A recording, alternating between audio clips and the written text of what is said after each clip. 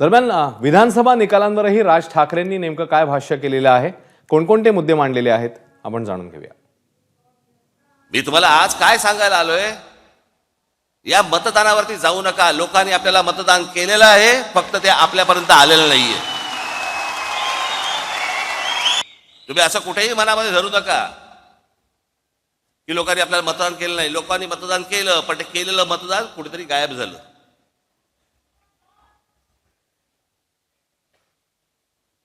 आणि अशा प्रकारच्या ज्या निवडणुका लढवायच्या असतील तर निवडणुका न लढवल्याच बऱ्या।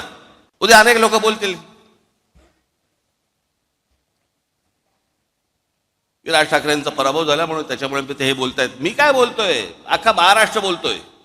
जे निवडून आले त्यातले अनेक लोकांचे मला फोन जे आले, जे सत्तेमध्ये आले त्यांचे मला अनेकांचे फोन आले, त्यांना शॉक बसलाय। 4 महिन्यापूर्वी लोकसभा झाली, त्या लोकसभेला सर्वात जास्ती ज्यांचे कोणाचे खासदार निवडून आले असतील तर ते काँग्रेसचे निवडून आले। त्यांचे 13 खासदार निवडून आले काँग्रेसचे।